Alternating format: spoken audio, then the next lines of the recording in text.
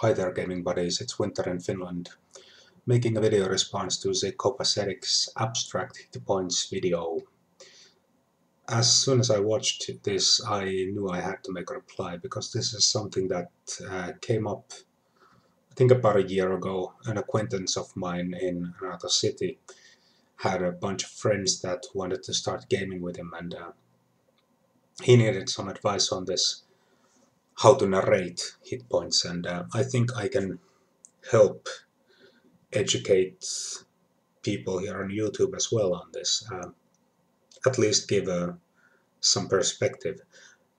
I'm not a career DM, but I'm close enough. I'm running two different fantasy games for two different groups at the moment, so I'm busy enough. I think I qualify, um, and I have been running different sorts of games for years. So the thing is, there has always been abstraction, especially in D&D. For example, just the basics of the combat, where you have a 6-second combat round, and you get to make, as a first level character at least, let's say you make a single attack roll.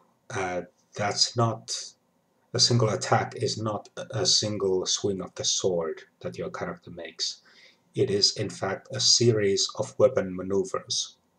And as you get levels and you get more attacks, you don't get like more swings of the sword in that 6 seconds. You get more efficient swings of the sword. It's not like you turn into this crazy whirling dervish like some mad lumberjack going hacking away. I mean, you can be that if you like, but it's not necessary.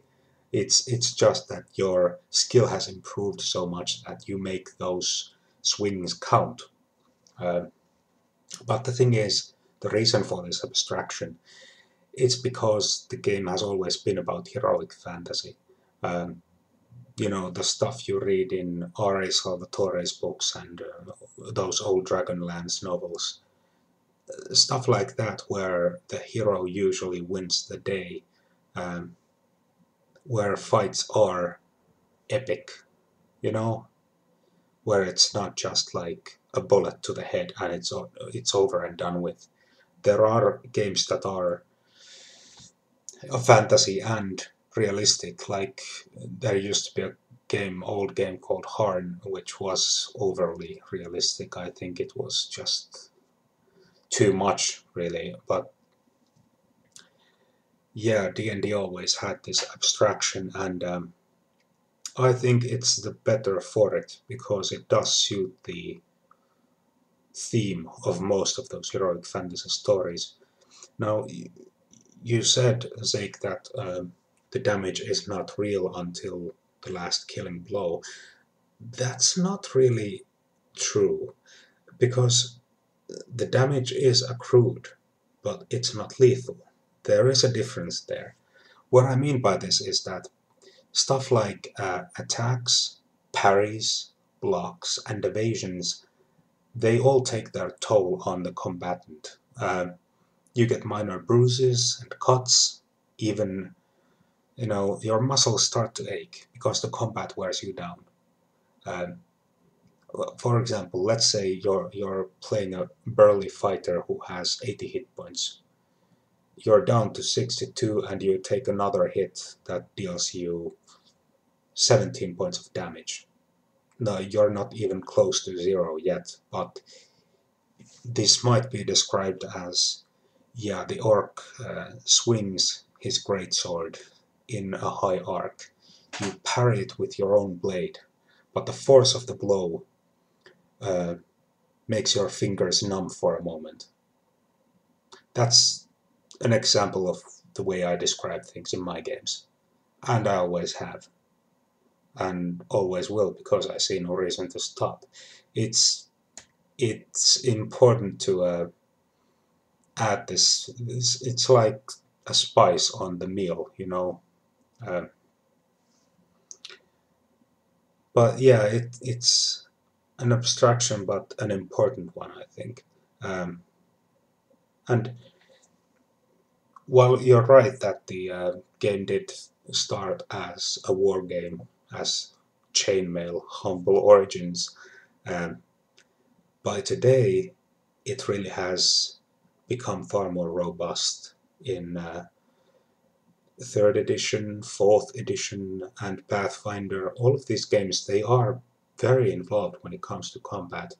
Still abstract, but there are a lot of things like different conditions and stuff like that. And actually, I wanted to show you something. I found this in the gaming shelf back there. I use these uh, card decks made by Paizo. These are Game Mastery critical hit deck and critical fumble deck. 52 cards in each of these, plus these like rules cards. Um, and these have all sorts of effects in them described that really add flavor to the combat. If you haven't already, you might want to check these out. And I think I'm actually going to review these tomorrow so that you will get a better look at them and how they work. Um, well, everyone out there. I mean, I think this is one of the best products that Paizo ever made, and they make a lot of good stuff. But anyway, yeah, so the game has come a long way. It's not just, hit, hit, miss, hit, hit, miss, miss, miss, hit. It's more than just the dice rolling at this point. It can be very complex, but I can understand if like you said, you haven't been playing D&D for a very long time. I'm guessing not in very many different groups. I mean, in 2 years, most people wouldn't be able to get into a lot of groups because it takes time to get to know people and stuff like that. But if you've just been in a couple of groups, for example, and listening to podcasts, I understand completely where you're coming from because I've listened to role playing podcasts as well, and those actual play ones, some of them are great, but some of them are really giving a bad example of how, for example, Pathfinder or Fourth Edition should run. Um, because when they do get to that combat, it turns into, instead of a bunch of role players, it turns into a bunch of accountants going over the books. It's entirely mechanical. It There's no flavor. There might be some jokes here and there, but overall it's very dry. And although there is tension in what results the dice will give you, there's no meat on the bone, so to speak. Um, Now, in I could make a recording for you of my gaming groups, but we speak Finnish, so that that might have a very limited audience. But I've always used this description uh, to narrate whether the enemy or the player characters hit or miss. And in fact, my players narrate things too.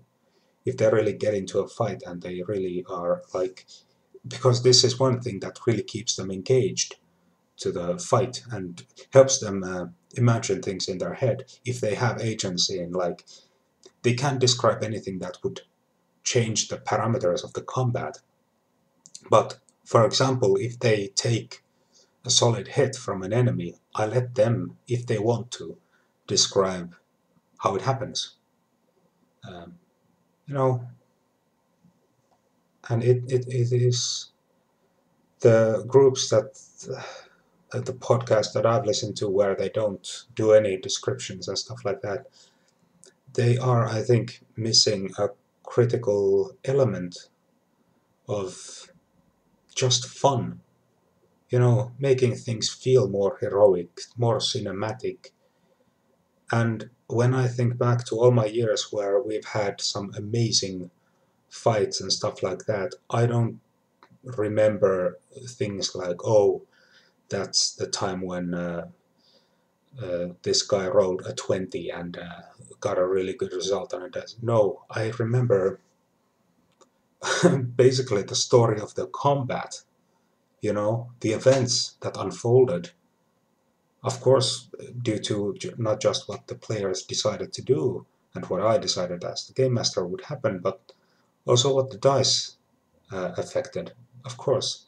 But it was more than just a bunch of numbers flowing around. Um, but yeah, I've gone on long enough. I think that that's about everything that I could come up with right now. But if you have any questions or ideas or whatever, shoot them my way, either in video or text. And I will be reviewing these decks tomorrow, so look forward to that if you're interested. Thanks for watching and have a good night. Bye.